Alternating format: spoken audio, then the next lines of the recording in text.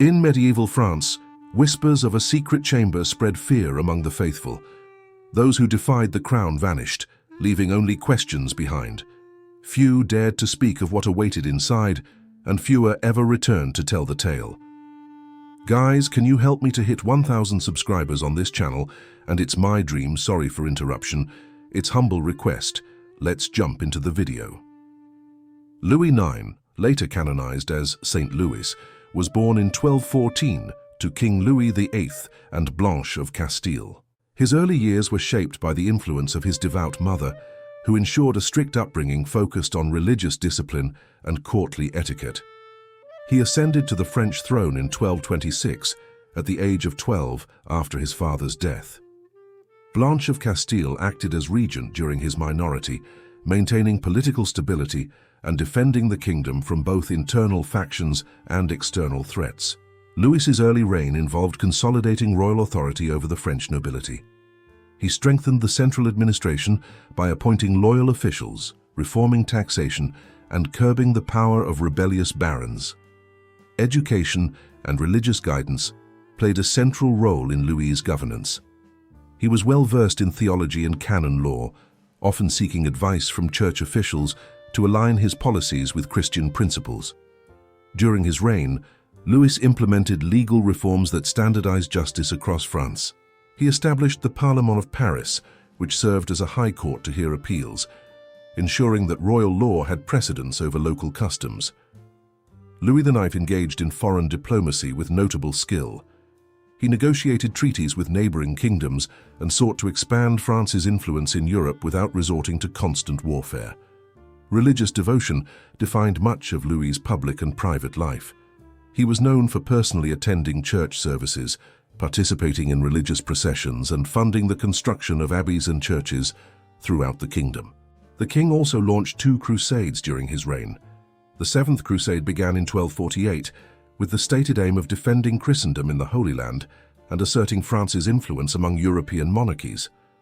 Louis's military campaigns were supported by careful logistical planning.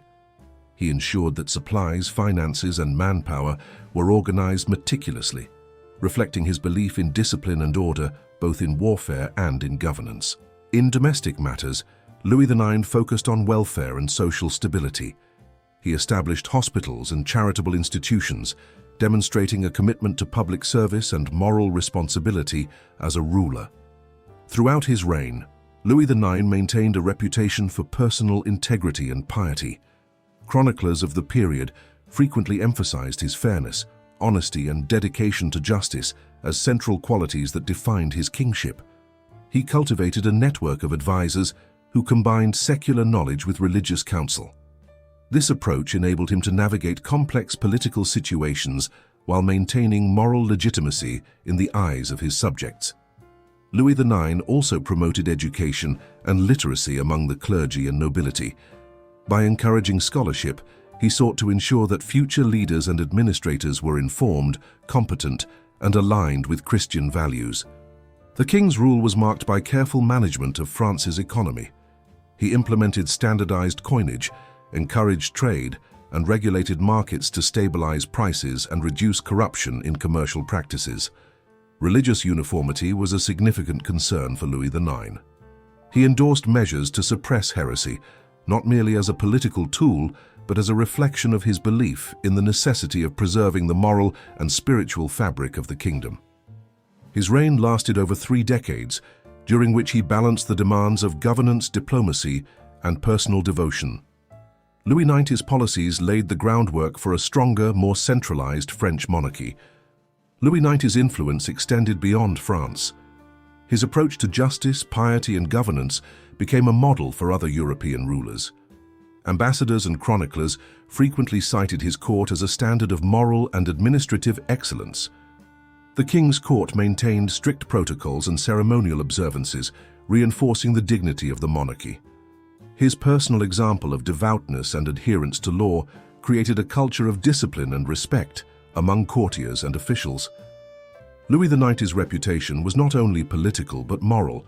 His contemporaries considered him a just ruler who genuinely sought the welfare of his subjects while remaining unwaveringly faithful to the church. Throughout his life, Louis XIX integrated religious principles into all aspects of rule. His legislative and military actions were consistently framed in terms of moral and spiritual duty, reflecting the inseparable link between faith and governance in his reign. His era saw France emerge as a more centralized and stable kingdom. By combining administrative reform, religious devotion, and personal integrity, Louis IX strengthened the monarchy's authority and left a lasting legacy that influenced both domestic and European affairs. The candle prison was a method of punishment employed in medieval France during the 13th century, particularly under the influence of the church and royal authorities. It targeted individuals accused of heresy, blasphemy, or dissent against established religious doctrine. Heretics were considered a threat not only to religious unity, but also to social order. Authorities sought punishments that served as both deterrent and moral correction, aligning with contemporary beliefs about sin and communal responsibility. The candle prison involved securing the accused to a central wooden or stone pillar. This pillar was typically positioned in a specially constructed chamber designed to contain multiple victims, allowing officials to observe their suffering while maintaining security. Surrounding the pillar were numerous candles, often made of tallow or beeswax, placed in metal holders at varying heights. The arrangement ensured that heat would rise and concentrate around the victim without direct flames contacting the body. The principle behind the candle prison was slow thermal discomfort. The rising heat would gradually cause extreme pain, leading to dehydration, skin damage, and exhaustion. The prolonged exposure was intended to encourage repentance before death. Prisoners were restrained using ropes, chains, or wooden bindings. Their posture varied, but most were bound upright, with arms stretched or tied to the pillar. This immobilization amplified the physical strain caused by the heat. The chamber itself was constructed to maximize heat retention. Walls were often thick and made of stone, while ventilation was minimal. Small openings allowed air for the candles, but prevented rapid heat dissipation, maintaining a stifling environment. Candles used in the procedure were selected based on size and burn duration. Larger candles produced sustained heat over hours or even days. They were positioned to ensure a gradual increase in temperature, prolonging the prisoner's exposure. In some instances, the chamber included reflective surfaces or metal plates to intensify the warmth around the victim. These modifications were considered effective in controlling the rate at which the body absorbed heat. Victims often displayed signs of severe distress within hours. Sweat accumulation, fainting, and heat-induced cramps were common. Officials recorded reactions both as a measure of effectiveness and as a warning to observers about the consequences of heresy. The candle prison also served a symbolic purpose. Lighted candles surrounding the accused were interpreted as a metaphor for purification, with the individual undergoing a slow process of moral cleansing in addition to physical punishment. Documentation from ecclesiastical records indicates that victims were sometimes questioned during the punishment. Confessions extracted under these conditions were considered more reliable by authorities, as they believed extreme discomfort would compel honesty. Heat exposure could be fatal. Medical understanding of the time recognized that prolonged hypothermia would lead to organ failure, though the exact physiological mechanisms were not fully understood. Officials relied on observation to judge when the prisoner's life was in imminent danger. The procedure could last from several hours to multiple days. Candles were replaced as needed, and prisoners were monitored constantly to prevent unintended deaths before the completion of the ritual, ensuring both punishment and spectacle. Hygiene and sanitation in the candle prison were minimal. Prisoners had limited access to water, and food was rarely provided. The combination of heat, confinement, and deprivation created conditions that intensified suffering over time. Witnesses to the candle prison included clergy, judicial officials, and occasionally members of the public.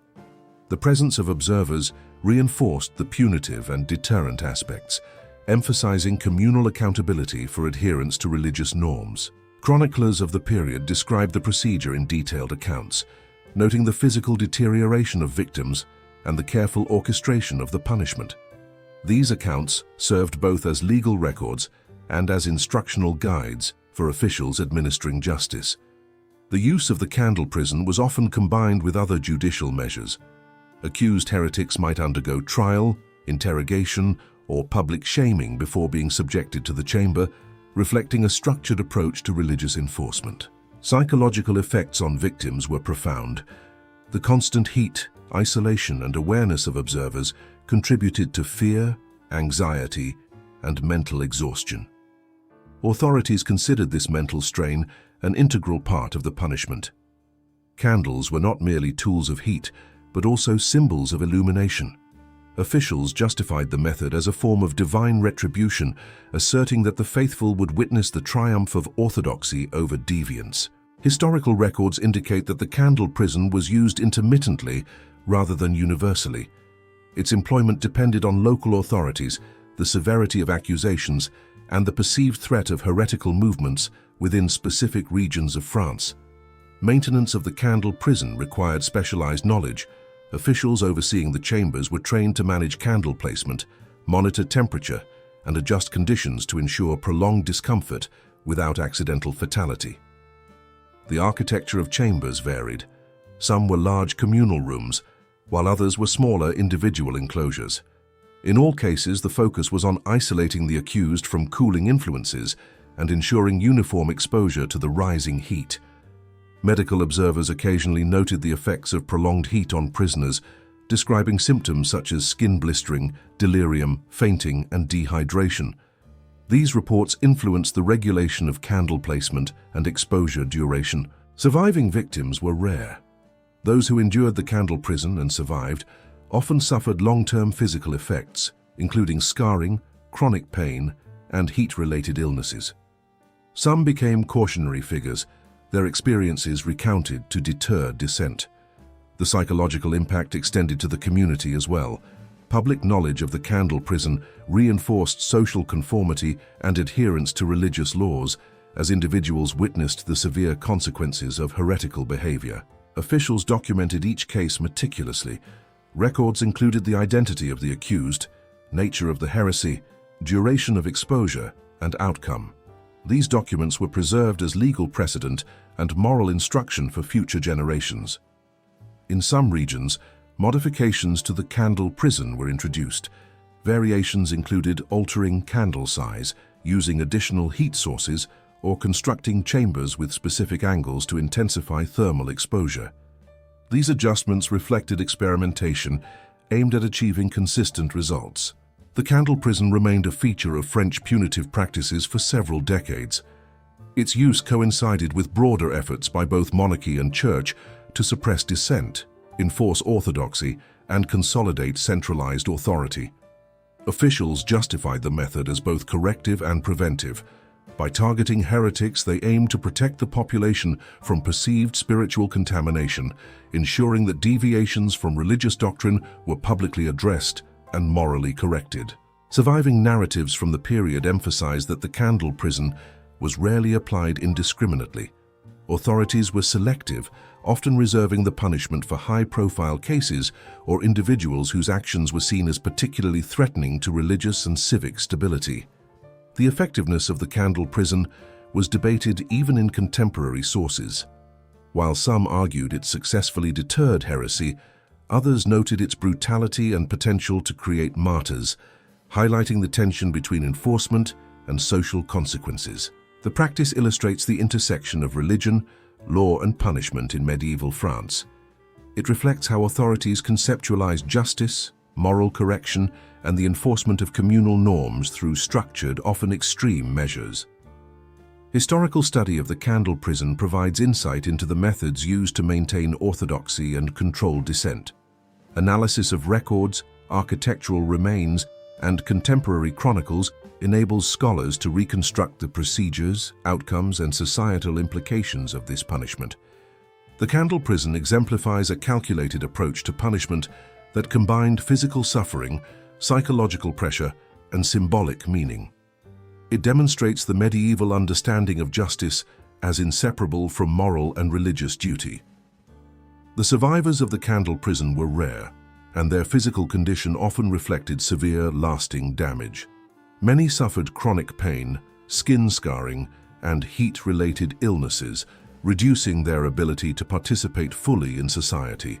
Historical accounts indicate that some survivors were reintegrated into communities after penance. Authorities required continued religious observance, charitable acts, or other forms of restitution to demonstrate moral rehabilitation.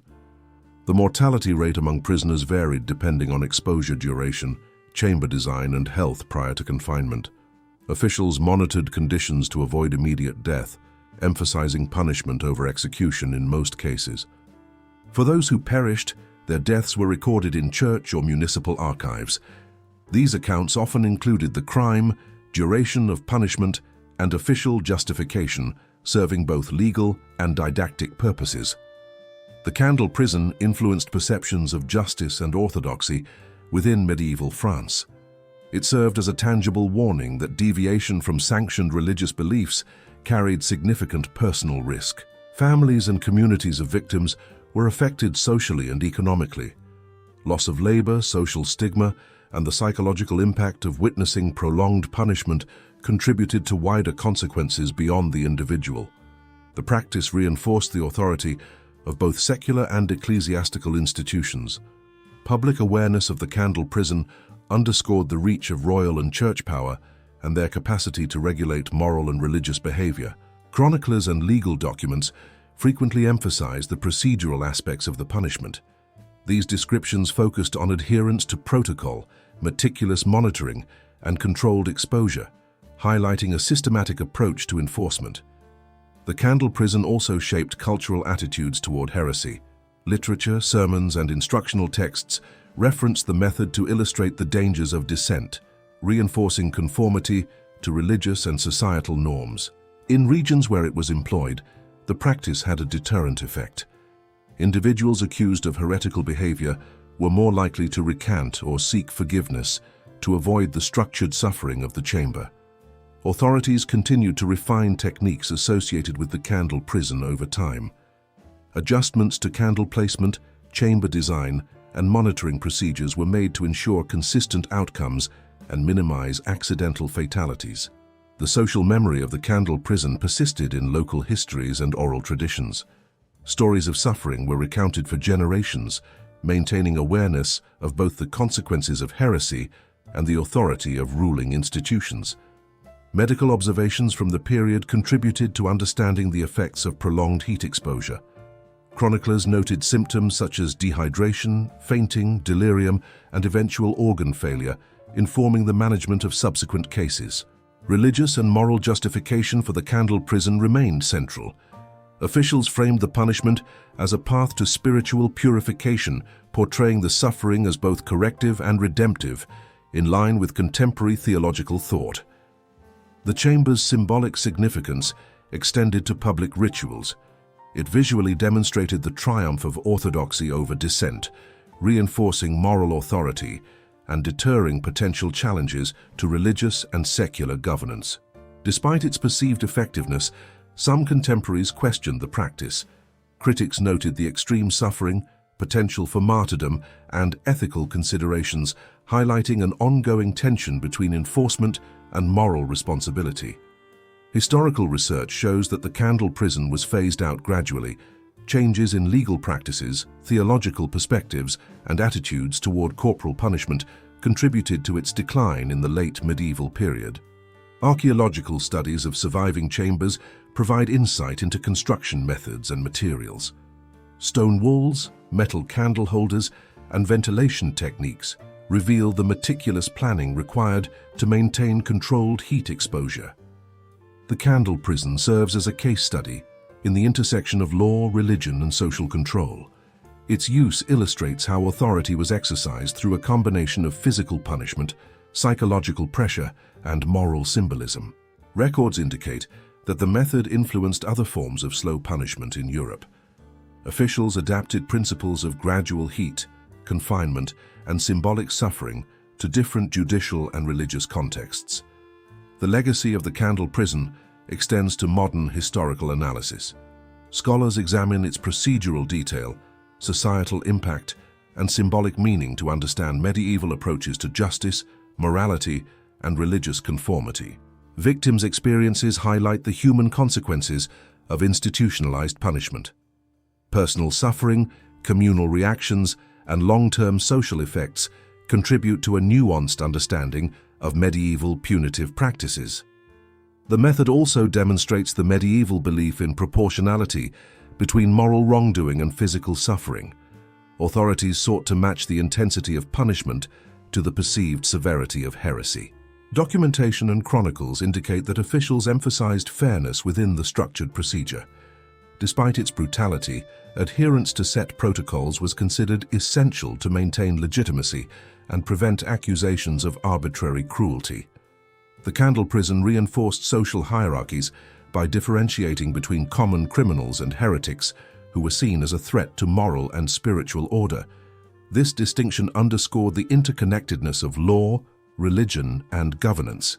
The decline of the candle prison coincided with broader shifts in legal theory and religious practice. Emphasis on penitence, confession, and judicial oversight gradually replaced extreme corporeal punishment in many regions of France. Historians use the candle prison to analyze the methods by which authorities maintained religious uniformity. Its design, operation, and documentation reveal the intersection of ritual, punishment, and social control. Accounts of the candle prison continue to inform discussions about medieval justice. Analysis emphasizes its role as both a physical and symbolic instrument for enforcing moral and religious conformity. The social and psychological impact extended beyond immediate victims. Awareness of the punishment shaped community behavior, reinforcing adherence to religious norms and the authority of ruling institutions. In modern historical perspective, the candle prison exemplifies the methods by which medieval authorities combined physical suffering with symbolic representation. Its use illustrates the complexities of governance, law, and morality in medieval France. The method ultimately became obsolete as evolving legal frameworks, changing religious attitudes, and ethical considerations rendered such extreme forms of punishment unnecessary. Its historical significance remains in documentation, architecture, and societal memory. Through surviving records, the candle prison provides detailed evidence of the processes, effects, and implications of medieval punitive practices. Scholars examine these sources to understand both human suffering and institutional control. The practice underscores the medieval emphasis on punishment as deterrence, moral correction, and public spectacle. Its systematic use demonstrates the careful coordination between secular and ecclesiastical authorities. Victims' experiences, although extreme, were instrumental in reinforcing social order. Public knowledge of the punishment maintained compliance, emphasizing the consequences of deviation from prescribed religious and moral norms. The candle prison stands as a historical example of the interplay between punishment, religion, and governance. Its effects on individuals, communities, and institutional authority reflect the complexities of medieval society and legal practice.